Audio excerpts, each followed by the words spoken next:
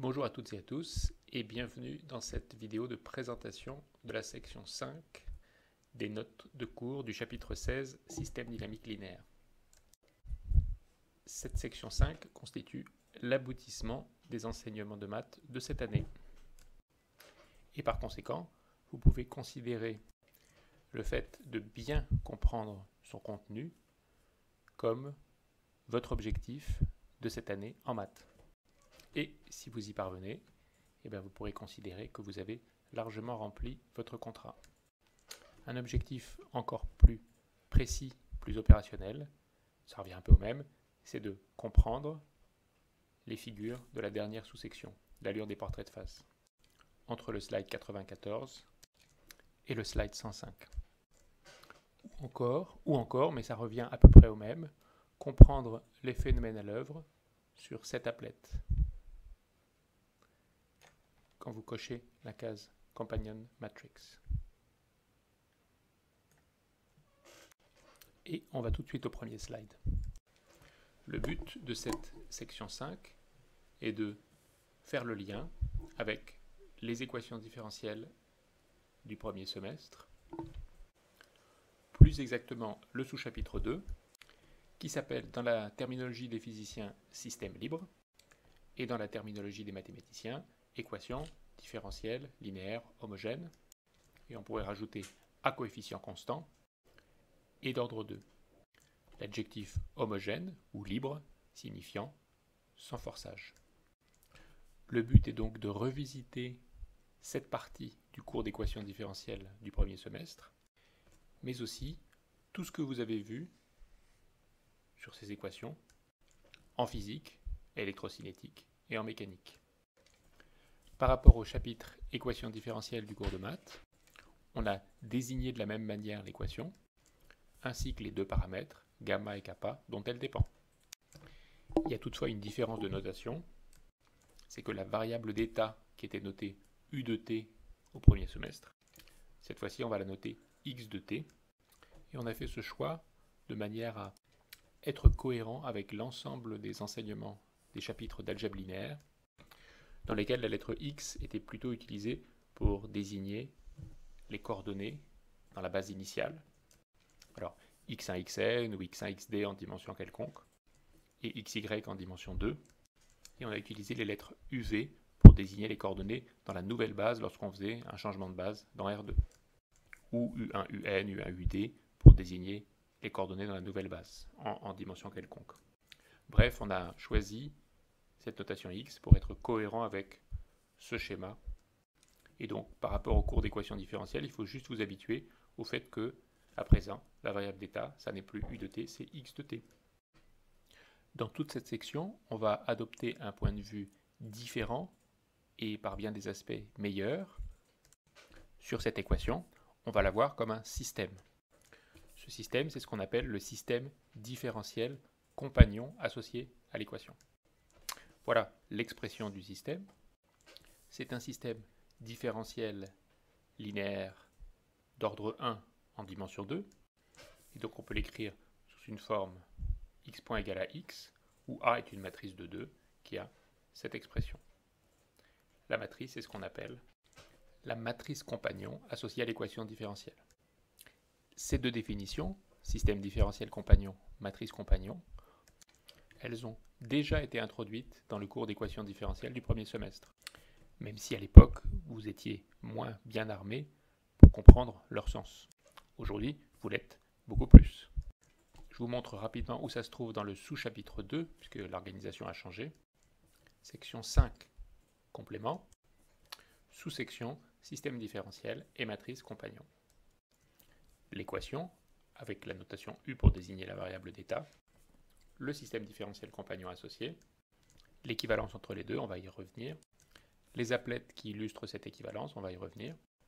La matrice compagnon. La référence à l'algèbre linéaire, on y est. Et le déterminant et la trace. Pour justifier le choix, qui apparaissait comme un peu artificiel à ce moment-là, d'adopter comme première coordonnée dans le plan des paramètres moins gamma et non pas gamma. Ok, on va revenir au chapitre 16, section 5. Voilà, on y est.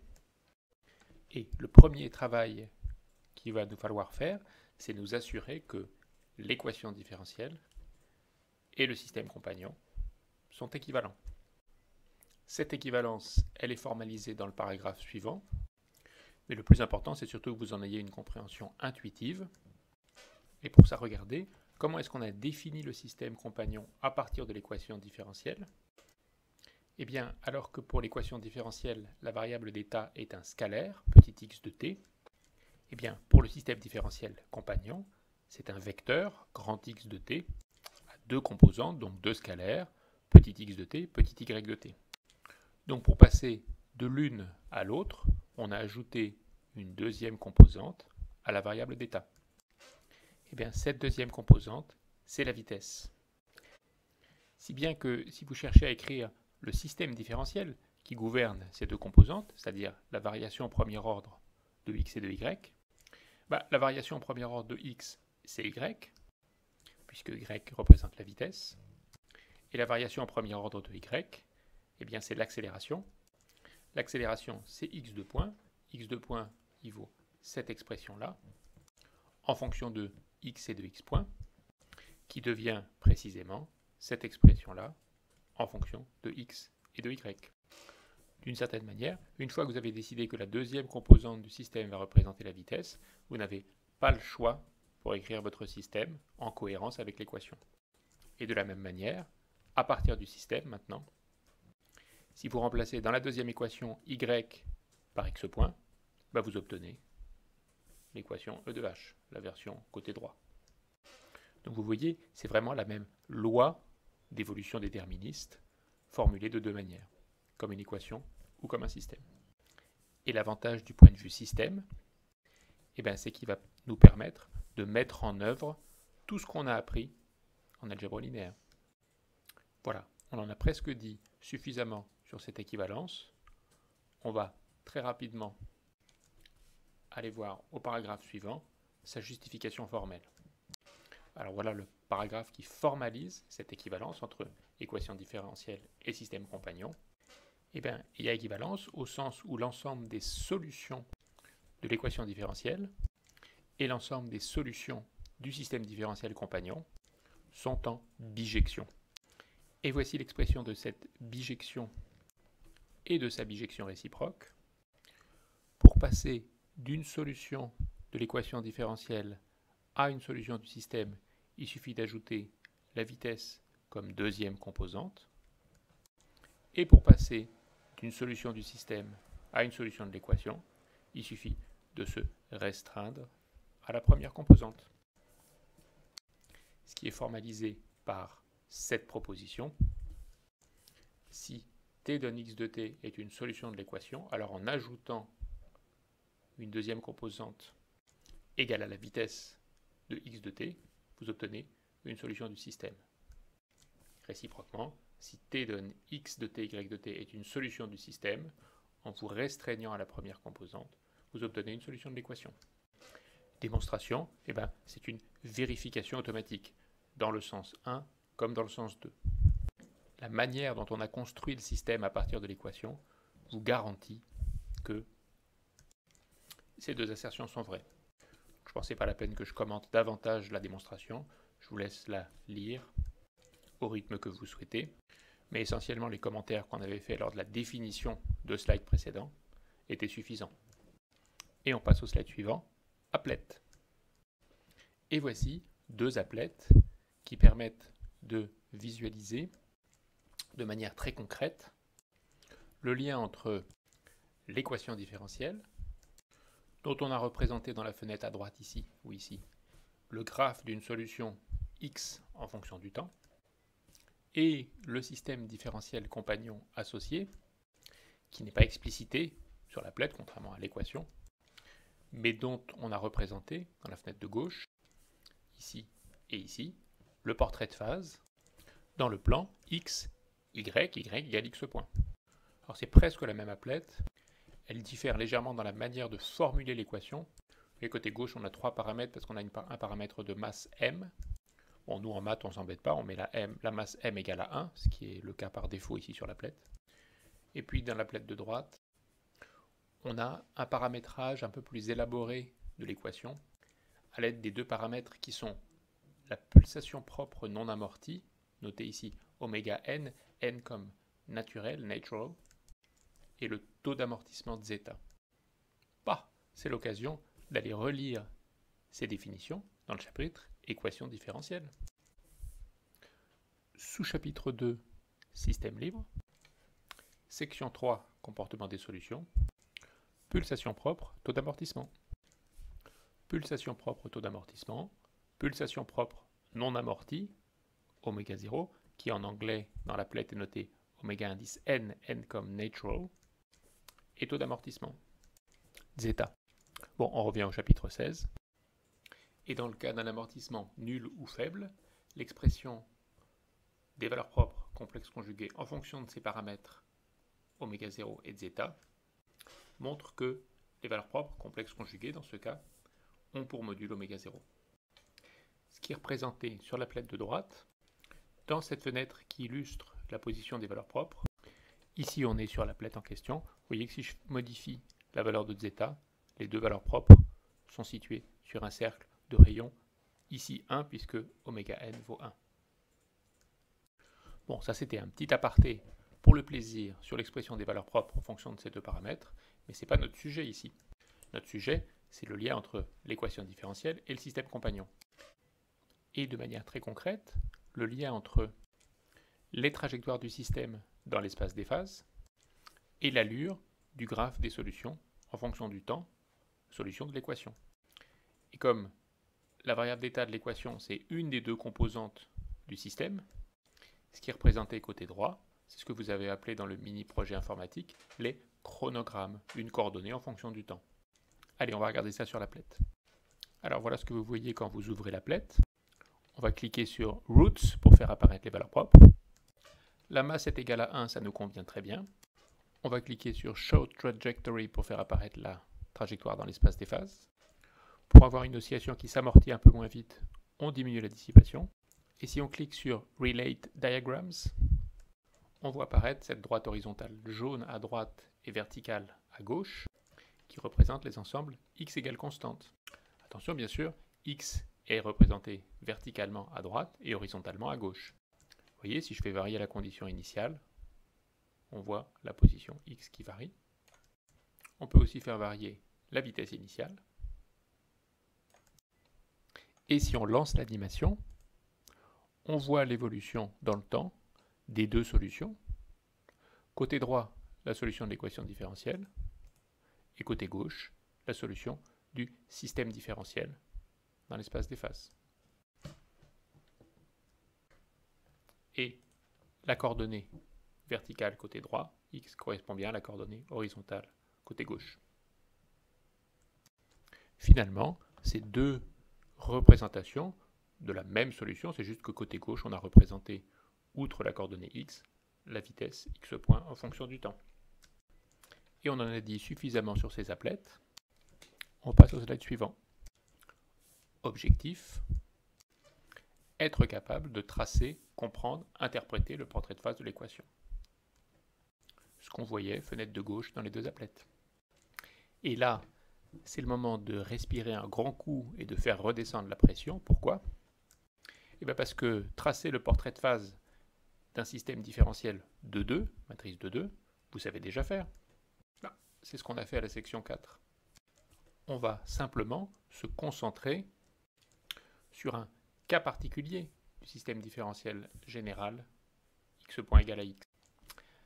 Cas particulier dans lequel les quatre coefficients a, b, c, d de la matrice valent respectivement 0, 1, moins kappa, moins gamma. Et donc on va essentiellement se contenter de mettre en œuvre ce qu'on a déjà appris à faire dans la section 4 et faire le lien avec tout ce qu'on a appris dans le chapitre équations différentielles. Un petit détour par le sommaire pour voir qu'on a traité la première sous-section définition et notation. Et on attaque la sous-section suivante, valeurs et vecteurs propres, avec beaucoup de sérénité, parce qu'on l'a déjà fait dans la section 4, et au niveau au moins des valeurs propres, dans le cours sur les équadifs. On y va tout de suite. Valeurs et vecteurs propres. Valeurs propres. Et commence par un secret. C'est un secret entre vous et moi. Vous le répétez pas, hein. C'est un secret très important. Alors voilà le secret.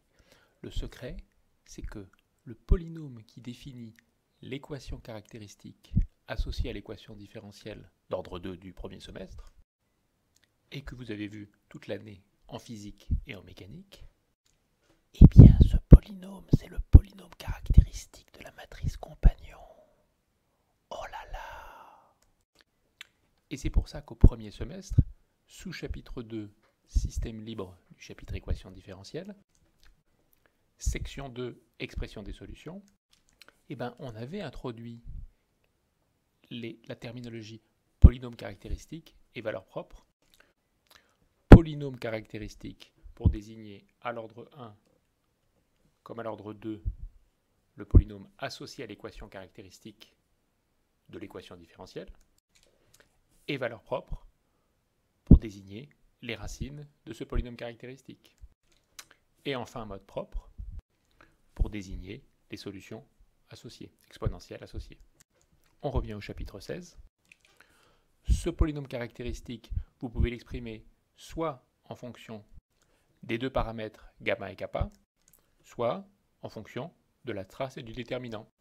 C'est pareil, la trace de la matrice compagnon, elle vaut moins gamma, le déterminant, il vaut kappa.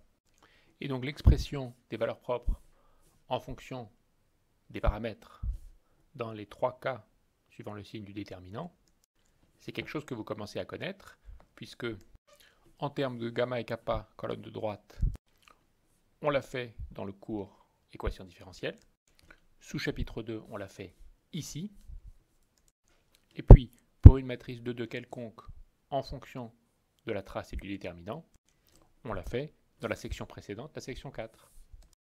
Normalement, l'expression des valeurs propres dans ces trois cas, ça n'a vraiment plus de secret pour vous. Si vous vous souvenez, dans le cours équation différentielle, on avait introduit des notations pour exprimer de manière plus compacte ces valeurs propres. Ça, c'était l'expression des valeurs propres, sous chapitre 2 du chapitre équation différentielle. Et slide d'après, les notations delta égale gamma sur 2, et puis grand oméga dans le cas de racine réelle et petit oméga dans le cas de racine complexe conjuguée, qui permettaient d'exprimer de manière plus compacte les valeurs propres. On revient au chapitre système dynamique linéaire. On était là, on passe au slide suivant, et on retrouve exactement la même chose. Et voilà, slide suivant, la figure reprise du cours d'équation différentielle qui illustre les notations précédentes en fonction des valeurs de la trace et du déterminant. Delta, ou plutôt moins delta, qui représente la moitié de la trace et qui est la moyenne des deux valeurs propres. Petit oméga, qui représente l'écart à la moyenne dans la direction imaginaire. Et grand oméga, qui représente l'écart à la moyenne dans la direction réelle. Matrice compagnon, plan trace déterminant et valeur propre, qu'on retrouve sur l'applet Matrix Entry, qui permet, en cochant la case Companion Matrix, de modéliser spécifiquement le cas d'une matrice compagnon. Vous la reconnaissez ici avec les valeurs 0 et 1 fixées de la première ligne, et puis les paramètres de la deuxième ligne. Ah, mais vous les connaissez maintenant. C, il est là, puis il est aussi là, il vaut moins kappa. Donc le déterminant, qui est égal à kappa, vaut moins C. Et puis D, qui est là et qui est là, il vaut moins gamma. Donc la trace qui vaut moins gamma, elle est égale à D. Donc si on fait varier C, ça va faire varier le paramètre dans le plan de trace déterminant verticalement, mais dans le sens opposé. Et si on fait varier D, ça va le faire varier horizontalement dans le même sens. Bon, on vérifie tout ça sur l'applet. Et nous voilà sur l'applet. Si on augmente C, ça fait descendre la croix. Si on diminue C, ça fait remonter la croix. Attention, on va passer par une valeur propre nulle. Clac, valeur propre nulle. Deux valeurs propres réelles négatives. On continue à diminuer C, ça continue à faire monter la croix. Attention, clac, on passe par deux valeurs propres, une valeur propre réelle double. Puis ensuite, si je continue à diminuer C, ça continue à faire monter la croix. On augmente la force de rappel en diminuant C. et on passe dans le complexe conjugué. Hop, on est revenu dans le vert. Maintenant, on va augmenter D, et ça va faire glisser la croix horizontalement vers la droite. Clac, on passe par une valeur propre réelle double. On diminue la dissipation. On passe à un oscillateur faiblement amorti, conservatif. Et puis là, dissipation négative. Ok, c'est pas très physique, mais bon, ça existe aussi. En tout cas dans la plaide, ça existe. Foyer répulsif, spiral source. Et puis, quand on continue à augmenter, on va arriver à une valeur propre réelle double ici. Et puis, si on augmente encore D, deux valeurs propres réelles positives. Attention, quand vous regardez cette applette en vidéo, pendant que je fais une simulation, il faut avoir les yeux à 3 endroits différents, plutôt 4. Bon, le portrait de face, bien sûr. La dénomination de la nature du portrait de face qu'on est en train de regarder ici, qui est de même couleur, vous voyez. Le plan trace déterminant qui nous donne les couleurs, à la fois les couleurs des trajectoires et les couleurs de la dénomination, et aussi les couleurs des valeurs propres. Et donc aussi, il faut regarder aussi ce qui se passe en même temps au niveau des valeurs propres. Bon, je vous laisse jouer de votre côté en vous focalisant sur, tour à tour, sur chacune des informations fournies par l'applet. Et on revient en note de cours. On en a dit plus que suffisamment pour ce qui est des valeurs propres et du plan de trace déterminant. On passe au slide suivant. Direction propre. Nous y voilà, direction propre. Et les directions propres, ce sont les noyaux de la matrice A moins lambda I2 lorsque lambda est valeur propre. Et pour le calcul des directions propres, il y a quelque chose qui aide, c'est que cette matrice A moins lambda I2, si lambda est valeur propre, elle n'est pas de rang 2. Ben oui, elle n'est pas de rang 2, parce que si elle était de rang 2, lambda ne serait pas valeur propre. Et là, on a une information supplémentaire due au caractère particulier de cette matrice, c'est qu'on a un coefficient 1 ici. Et ce coefficient 1, il vous garantit que cette matrice, ce n'est pas la matrice nulle. Donc elle est de rang au moins 1. Elle est de rang strictement plus petit que 2 et au moins 1, ce rang vaut 1. Ce qu'on a écrit ici. Et par conséquent, théorème du rang, son noyau, qui est l'espace propre associé à la valeur propre lambda, est de dimension 1. Que la valeur propre soit simple ou double algébriquement. Géométriquement, elle sera toujours simple. Les vecteurs de ce noyau, c'est-à-dire de cet espace, de ce sous-espace propre, c'est les vecteurs x, y qui vérifient cette équation, donc ce système. Mais comme cette matrice est de rang 1, les deux lignes sont collinaires, donc les coefficients de ces deux équations sont collinaires, autrement dit, ça définit deux fois la même équation, en tout cas, c'est les mêmes solutions. Ou bien éventuellement, une des deux équations peut avoir ses coefficients nuls. En tout cas, si une des deux équations est non nulle, on peut ignorer l'autre. Bah, laquelle vous avez envie de garder, laquelle vous avez envie d'ignorer entre ces deux équations? Eh bien, vous êtes comme tout le monde, vous avez envie de garder la première et d'ignorer la deuxième. Pourquoi? Parce que la première a l'expression la plus simple. Et pour trouver une solution de la première équation, ou de la forme linéaire associée à la première ligne, rien de plus simple. Vous savez ça depuis le chapitre 9, vous prenez les deux coefficients, vous les échangez et vous changez le signe d'un des deux. Donc, une autre manière de le dire, c'est pour trouver un vecteur orthogonal au vecteur moins lambda 1, il suffit de choisir le vecteur 1 lambda. Et donc le sous-espace propre qui est de dimension 1, que la valeur propre soit simple ou double, il est engendré par ce vecteur 1 lambda. Et donc on est super content parce qu'on a une expression particulièrement simple d'un vecteur propre, non nul, associé à la valeur propre lambda. Et ce calcul, il est valable que lambda soit réel ou complexe. C'est le même calcul. Ce qui diffère, c'est que si lambda est complexe, autrement dit, si on a deux valeurs propres complexes conjuguées, eh ben, les espaces propres sont des droites complexes de ces deux. Et si lambda est réel, autrement dit, si on a deux valeurs propres réelles, dans ce cas-là, on va plutôt regarder les espaces propres dans R2. Attention, on pourrait aussi les regarder dans C2, même si les valeurs propres sont réelles, puisqu'une matrice de 2 à coefficient réel, souvenez-vous, chapitre valeurs et vecteurs propres, on peut l'avoir, plutôt on peut lui associer soit un endomorphisme de R2, soit un endomorphisme de C2. Mais bon, si les valeurs propres sont réelles, c'est plus pertinent de regarder les espaces propres dans R2. Et dans ces cas-là, pour chacune des valeurs propres, ou pour l'unique valeur propre si c'est une valeur propre double, l'espace propre est une droite réelle de R2, engendrée par ce vecteur. On passe au slide suivant. On peut distinguer l'expression des vecteurs propres en fonction du signe du discriminant delta. Si delta est strictement positif, il y a deux valeurs propres réelles distinctes, lambda moins et lambda plus, donc deux directions propres réelles distinctes engendrées par ces deux vecteurs propres. Si delta est nul, il y a une seule valeur propre réelle et l'espace propre est de dimension 1, donc la matrice n'est pas diagonalisable, et la direction propre elle est engendrée par ce vecteur. Et si delta est strictement négatif, il y a deux valeurs propres complexes conjuguées distinctes, lambda et lambda bar, et deux directions propres complexes conjuguées distinctes engendrées par ces vecteurs. Dans le cas 1, la matrice est diagonalisable sur R. Dans le cas 3, la matrice est diagonalisable sur C, pas sur R. Un petit passage par le sommaire pour voir qu'on a traité la sous-section valeurs et vecteurs propres en entier. On passe à l'expression générale des solutions. On y va tout de suite. Et nous y voilà pour l'expression générale des solutions.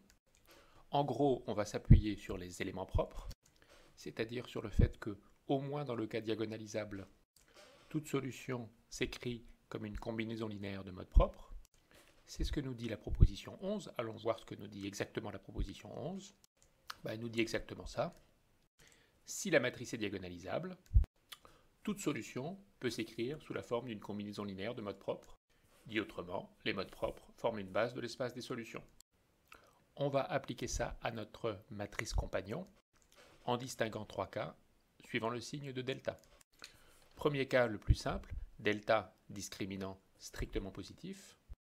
Dans ce cas-là, vous avez deux modes propres réels associés aux deux directions propres réelles, et toute solution s'écrit sous cette forme d'une combinaison linéaire de ces deux modes propres. Là, on n'a aucune raison de s'intéresser aux solutions complexes, donc on va plutôt se restreindre aux solutions réelles, et les solutions réelles sont obtenues en prenant des combinaisons linéaires à coefficients réels de ces modes propres. Et donc vous avez l'expression générale des solutions réelles. Pour le système compagnon, c'est-à-dire dans le plan position, vitesse. Et si on restreint cette expression à la première composante, en gardant seulement la position, regardez ce qu'on obtient, ou plutôt regardez ce qu'on retrouve, et bien on retrouve l'expression des solutions de l'équation différentielle scalaire d'ordre 2, cette expression-là qu'on avait obtenue dans le chapitre équation différentielle. Et vous vous souvenez, dans le chapitre équation différentielle, on avait déjà donné le nom de mode propre à ces solutions de l'équation scalaire. C'était un peu un abus de langage, mais c'était pour faciliter la connexion qu'on est en train de faire maintenant avec les systèmes différentiels compagnons, pour lesquels on appelle plutôt mode propre ces solutions-là dans les directions propres. On passe au slide suivant. Discriminant delta strictement négatif. Dans ce cas-là, on a deux modes propres complexes conjugués, distincts, associés à ces deux vecteurs propres distincts, qui forment une base de ces deux. Dans ce cas-là, c'est un peu plus compliqué parce que on peut vouloir considérer les solutions complexes ou bien seulement les solutions réelles. Si on veut toutes les solutions complexes, il faut prendre toutes les combinaisons linéaires à coefficients complexes de ces deux modes propres, et si on veut seulement les solutions réelles, on avait déjà vu ça dans la section 4, il faut se restreindre aux combinaisons linéaires à coefficients complexes conjugués de ces deux modes propres, qu'on peut aussi écrire comme la partie réelle de tous les multiples complexes d'un mode propre. Bon, tout ça, ça ressemble furieusement à ce qu'on avait vu dans le chapitre équations différentielles, sous chapitre 2, système libre, pour les équations différentielles linéaires du second ordre. Et de fait, si comme au slide précédent, vous considérez dans l'expression de cette solution c'est la solution du système compagnon, donc dans le plan position-vitesse. Si vous vous restreignez seulement à l'expression de la première composante, la composante position, vous obtenez cette expression et vous retrouvez, cette expression, c'est l'expression qu'on avait obtenue pour l'expression des solutions réelles de l'équation différentielle scalaire dans le cas de valeur propre complexe conjuguée. Et tout ça est tout à fait normal puisqu'il y a équivalence entre cette équation différentielle et le système compagnon, on l'a déjà dit. À nouveau, dans le chapitre équation différentielle, on avait appelé mode propre, entre parenthèses complexe, ces solutions. C'était un peu un abus de langage. En fait, les vrais modes propres, il faut plutôt les voir en dimension 2. Ce sont ces deux solutions. On a traité discriminant positif, discriminant négatif. Il reste à traiter discriminant nul. On y va. Bah, c'est hors programme. Super cool, vous pouvez vous arrêter là. Alors, c'est hors programme pour deux raisons. D'abord, c'est non générique. Discriminant nul, c'est quand vous êtes sur la parabole. Génériquement, pour des paramètres gamma, kappa, trace, déterminant pris au hasard, vous ne serez pas sur la parabole. Donc être sur la parabole, c'est non générique. Ensuite, comme il n'y a qu'une seule valeur propre et que la matrice est non diagonalisable, eh ben, il y a un seul mode propre réel. Et donc ça va être un petit peu plus casse-pied. Bah, mais comme vous en voulez toujours plus, vous ne voulez jamais vous arrêter, allez, on va le faire. Mais en fait, vous avez bien raison d'en vouloir toujours plus, parce que regardez ce qui va se passer. Avec l'expression qu'on va obtenir des solutions pour le système, en se restreignant à la première composante, on va retrouver l'expression des solutions de l'équation différentielle scalaire qu'on avait obtenue dans le chapitre équation différentielle. Vous la reconnaissez? C'est la même expression, simplement pour la reconnaître, il faut remplacer les deux paramètres, les deux constantes U0 et V0 par C et C'. Regardez, je ne vous mens pas, on va y aller tout de suite. Chapitre équation différentielle, sous-chapitre 2, système libre, section 2, expression des solutions, sous-section second ordre, sous-sous-section cas où le discriminant est nul, expression des solutions cas où le discriminant est nul. On avait un mode propre réel, il nous en manquait un deuxième. Pour trouver le deuxième, on avait fait la variation de la constante, et on avait obtenu l'expression générale des solutions sous la forme C e puissance lambda t plus C' t e puissance lambda t, donc C plus C' t e puissance lambda t. Exactement ce qu'on va obtenir en remplaçant U0 par C et V0 par C'. On y va, mais je vous ai prévenu, hein, il y a un seul mode propre, une seule direction propre, donc ça va être un petit peu casse-pied. Bon, on ne peut pas diagonaliser, mais comme vous êtes incorrigible, eh ben vous êtes allé regarder le complément de cours de la section 4, dans continu de dimension 2, le complément de cours consacré au cas d'une matrice non diagonalisable. Et qu'est-ce que vous savez d'après ce complément de cours? Là, je suis allé directement à l'exemple, mais pour que ce soit illustré de manière concrète.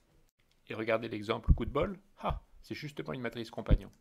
Mais en tout cas, dans ce complément de cours, qui ne concernait pas forcément les matrices compagnons, on avait dit que dans ce cas valeur propre double réelle non diagonalisable, on ne pouvait pas diagonaliser la matrice A, on ne pouvait pas la conjuguer à une matrice diagonale, mais on pouvait quand même la conjuguer à une matrice B triangulaire.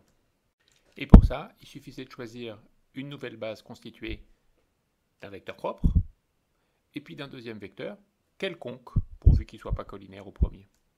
Bah, revenons à notre matrice compagnon, et allons-y. On a un vecteur propre, un lambda. Pour construire notre nouvelle base, on va compléter ce vecteur propre en un second vecteur, quelconque, pourvu qu'il ne soit pas collinaire à W. Et comme on n'est pas des perdreaux de l'année, quand on a un choix à faire comme ça, de quelque chose qui ne nous est pas du tout imposé, où on a toute liberté pour choisir ce qu'on veut, eh ben on ne se laisse pas désarçonner.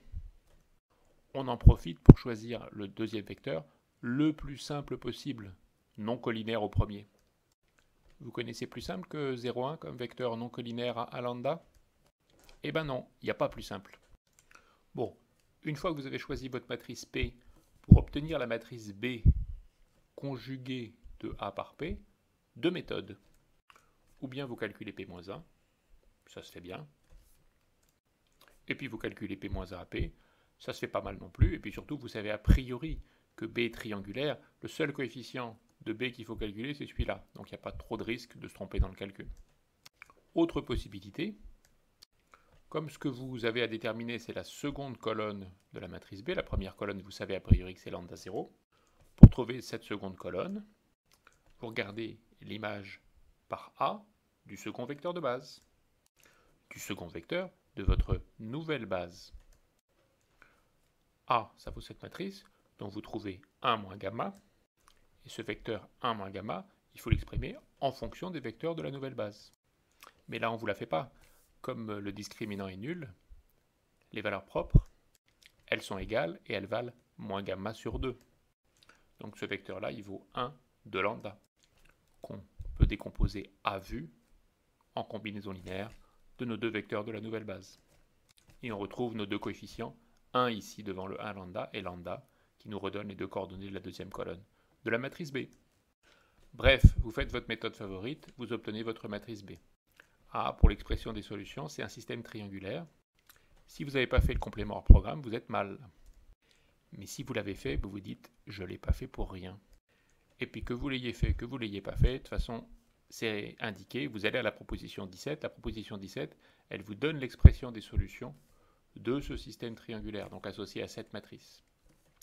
Donc, c'est exactement le cas qu'on était en train de regarder, sauf que le coefficient alpha, il vaut 1. Et voilà donc l'expression des solutions dans la nouvelle base, avec alpha égale 1. E puissance lambda t, seconde composante V0, première composante U0 plus V0t. Expression des solutions dans la nouvelle base, E puissance lambda t, deuxième composante V0, première composante U0 plus V0t. Tout est dans les clous. Et pour obtenir l'expression des solutions dans les coordonnées initiales, il suffit d'appliquer à cette solution grand U de t dans la nouvelle base la transformation P pour obtenir grand X de t, les solutions dans la base de départ. Donc X de t, c'est P grand U de t, donc vous appliquez la matrice P à cette expression et vous obtenez ça. Donc la deuxième ligne, elle est un peu compliquée, mais entre nous, la deuxième ligne, on s'en fiche complètement. Ce qui nous intéresse, c'est la première ligne. Parce que c'est la première ligne à laquelle on va se restreindre pour retrouver l'expression des solutions qu'on avait obtenues pour les équations différentielles. Et en plus maintenant, on a une interprétation de nos deux constantes C et C'. C'est pas C et C' qu'il faudrait les noter, c'est U0 et V0. C'est les coordonnées de la condition initiale dans la nouvelle base, dans cette base-là. Et vous savez quoi? On va s'arrêter, parce que si on passe au slide suivant, il nous reste le meilleur. Et le meilleur, on va se le garder pour la prochaine vidéo. Merci pour votre attention et bravo d'avoir été jusque-là.